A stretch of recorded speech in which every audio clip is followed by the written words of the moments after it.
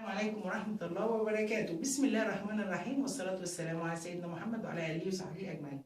ازيكم يا حبايب قلبي؟ يا رب تكونوا بخير وبأسعد حال. بصوا دلوقتي هوريكم الفيديو ده مهم جدا للي بتربي بط. ماشي، أنا عندي البطتين دولت تمام. كانت البطة مطلعاهم، فعايزة أقول لكم حاجة مهمة جدا جدا للبط في موسم الشتاء بالنسبة للبط في السقعة. يعني البطه دي بسم الله ما شاء الله برضو عمر البط ده شهرين بس. شوف البطه عامله ازاي ما شاء الله. ليه بقى؟ لان طبعا ايدي في بقهم على طول، ولحد دلوقتي بياكلوا علفه. انا ما فصلتش العلفه من عند البط لحد دلوقتي اهو زي ما انتم شايفين. بسم الله الرحمن الرحيم. بصوا يا حبايب قلبي، البطتين دولت اللي البطه كانت مطلعاهم، فحاولوا قدر الامكان ان انت تحافظي على البط على قد ما تقدري. تحافظي عليه من ايه؟ تمشي بالخطوات الصحيحه. اولا تدفي البط وتحطيه في مكان دافي جدا جدا. يعني معظم الناس، انا شفت فيديوهات كتيره رامين البط كده على السطح، طبعا من غير المكان مكشوف مفتوح، ورامينه على السطح. ما ينفعش، لان طبعا كلكم عارفين ان بالليل الجو بيبقى برد جدا جدا غير بالنهار. تمام. فطبعا انا مدفياهم وببيت عليهم اللمبه دي متقاده، لان يا جماعه في معلومه مهمه، ان البط ما بياكلش الا بالليل. يعني بالنهار تلاقي البط ما بياكلش زي ما بياكل بالليل. يعني اللي حاطه اكل للبط وبتقول ان هو ما بياكلش بالنهار، باجي بالليل الصبح الاقيه ما شاء الله مخلص الاكل. لان عاده البط بياكل، ويعني بياكل بشراسه بالليل، ما بياكلش بالنهار زي بالليل. تمام. عندي بقى هاكلهم لحد دلوقتي علفه. خلاص. يعني لازم ايدك في البط ان انت تاكليه علفه. يعني ما تعتمديش بقى انت تاكلي جنبه عيش وكوز وبتاع. يعني لحد شهرين لحد دلوقتي انا باكلهم عليقه، لان طبعا الاكل زي الانسان بالظبط. لازم مثلا هو تعبان، او الاكل بيديله طاقه دفء، بيقوي مناعته. ما ينفعش ان انا طبعا اديله اي اكل كده ما يغذيهوش. لازم تغذي الطيوره كويس قوي قوي عشان الاكل يساعدهم يساعدهم طبعا ان هم ما يجيلهمش مرض وكده، ويبقى عندهم مناعه وقوه. تمام. طبعا النظافه زي ما انتم شايفين ان المكان فرشاله موت. شوفوا يا حبايب قلبي، فرشالهم هنا قش زي القشع كده اهو.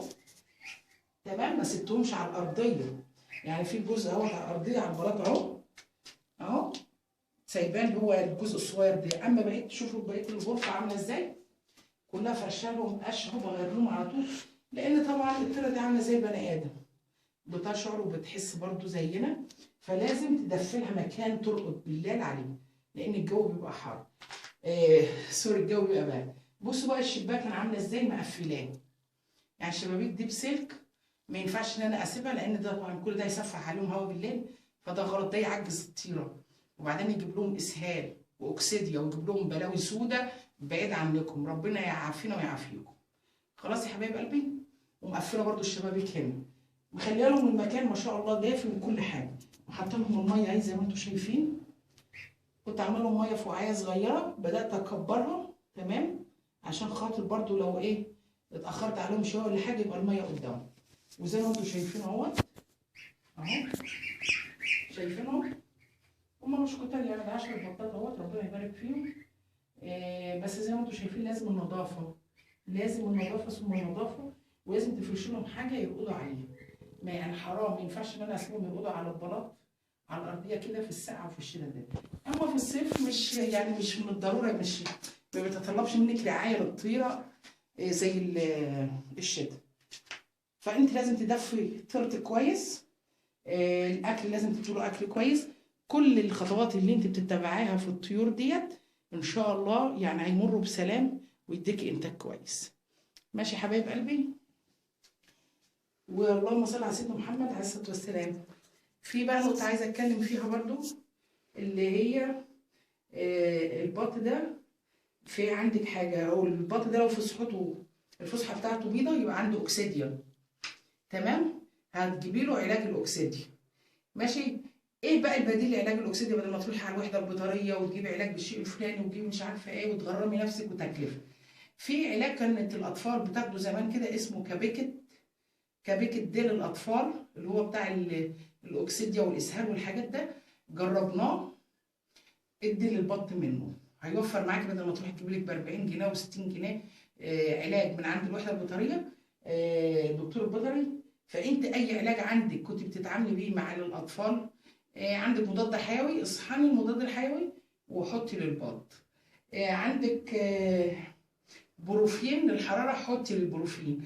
عندك براستامول، حطي براستامول. اي ادويه عندك متوفره عندك ماشي، كنت جايباها تستخدمها وفاضل بواقي منها، اشتغلي وحطي منها للطيور. مع ايه بقى كمان؟ عليكي بالثوم والبصل، اضربي البصل والثوم في الخلاط بصفه مستمره وحطي لهم في الميه. جيبي البصل والثوم واضربي في الخلاط وصفيه وحطه لهم، والتفل اللي فاضل، الشوائب اللي فاضله من البصل اللي انت صفيتيها مع الثوم تحطيه مع الاكل ده. البصل يا جماعه مهم جدا جدا، والثوم للبط بيقوي جهاز المناعه عنده، تمام، ومضاد للسموم. فاشتغلي عليك. اي نعم البصل غالي الايام دي، بس حاولي ان انت تبقى حتى على الاقل اعملي لهم بصلتين في اليوم. فالبصل مهم قوي قوي للطيور، مضاد حيوي. واي علاج متبقي عندك اصحاني منه وحطي للبط، هيوفر لك كتير. لان طبعا انتوا عارفين ادويه الطب البيطري غاليه جدا جدا، وممكن تصرفي وتكلفي، والنتيجه يعني الله الاعلم بيها. فحاولي اي دواء متبقي عندك ما ترموهوش، استفيدي بيه حبيبه قلبي في طيورك، ان شاء الله يديكي نتيجه جميله. والله الموفق، وربنا يحفظ لنا طيورنا ويحفظ ابنائنا وبناتنا، ويحفظ امه المسلمين اجمعين يا رب، ويحفظ بلادنا من كل شر. وعايزه اقول لكم بحبكم في الله كتير قوي قوي، وحشتوني كتير قوي قوي، ومحتاجه لايكاتكم، ومحتاجه دعمكم، ومحتاجه تشاركوني بارائكم، واشوفكم على خير، والى ان التقي بكم على خير. السلام عليكم ورحمه الله وبركاته.